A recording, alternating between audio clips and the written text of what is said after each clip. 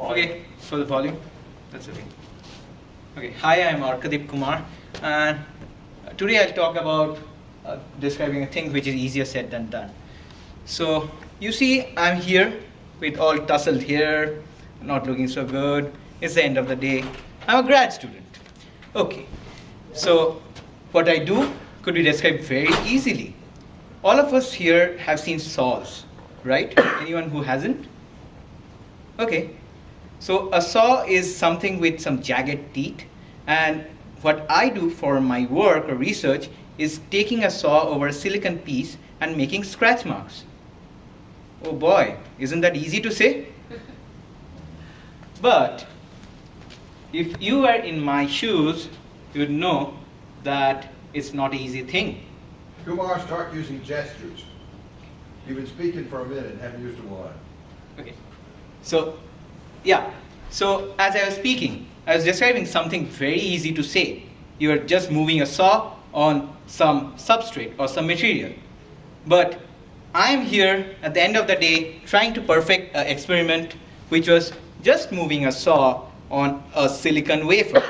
And I know that I have to go back after this thing and try it again and again until I'm successful. Why is that? Because the thing I just described is easier said than really done. I have to take care of minuscule tolerances, thinking of things like parallelism, thinking of things whether the saw is going too deep or too light, because that's my research is about. So this is just an example of how things which seem very easy, research, which someone aptly put it as research should be something which you can explain to your grandmother, because if you understand it so well and you can explain to someone like your grandmother, then you're doing real good research. But this was just an example. My time, sir. Yeah. Keep going, like even if you're done. All right.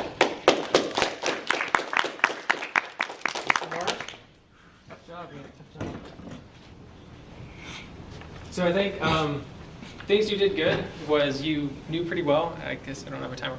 You knew well what you were talking about, so you had a pretty logical flow to your conversation here. You had a start and a finish. I think your motion was good. You hit the thirds. It seemed like it wasn't bad, but a little bit of some sort of like a wobble. We might have mentioned this earlier, but it was significantly better than last time, I think. When Miller pointed out for you to start using gestures, I think you really picked up and did a much better job. But in the beginning, that's something to kind of work on. And was volume good?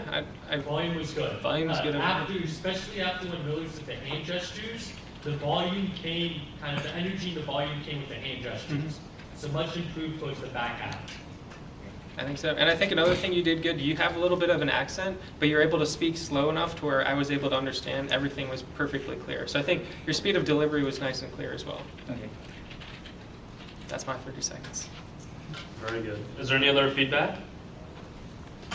Yes, Mike? Yeah, I do want to back what you said. After he made mention of the hand gestures, they really did pick up. I like the minuscule, parallel. So in that regards, well done. Now this is something interesting, and I know how you asked the question. And sometimes, usually when it comes to giving speeches, we ask questions to kind of affirm what we're about to say, right? And so I have a tendency, whenever somebody asks a question, just to see how they react, do the opposite of what everyone else is doing, to see how the speaker reacts. So you ask the question, who here doesn't know what a saw is? And I raised my hand. I do know what a saw is, right. But I just want to see what your reaction was. It was, oh, well, okay. So generally, you want to find a way when asking these questions, because you don't know what the audience's reaction will actually be.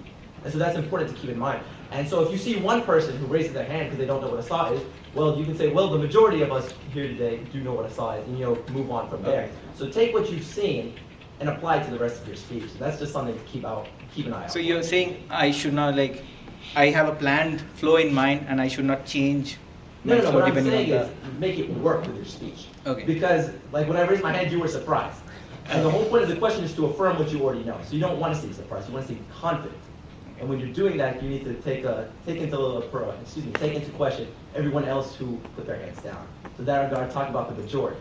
You see what I'm saying? Yeah. If you're interacting with the audience, would it really captivate them? Okay. Caleb, did you have something? I like to, a lot of improvement from last week. Walk through the purpose to where you were going to go. That was great. especially non-verbally. Trey? One thing that you did do, you significantly improved your gestures, but you also primarily used small gestures. And I don't just mean that he used, gestures within the frame of his body. He used small gestures with small movements. And something about your speech itself that impressed me was how passionate you are about the actual subject matter. Yeah, you're scratching some silicon wafers with a saw, but you're really into it. You're portraying that to us. So one thing you can do to get more into it and to get more out of us is to use your hips and your torso, because you have a whole body. It's not hand language. It's not face language. It's body language, right? So use your shoulders. Throw yourself actively into your speech. Feel involved in it. Get your hips out there, and that'll convey your passion, and it'll show to us that we should care because you're animated about it. So, wrapping that up, a good way to be animated is to use your whole body. Wiggle, dance. Exactly. Be more theatrical. Be more Do it energetic. with a purpose. Don't just do it just. Right. Yes. Much improved since last week, I'd say. There you go.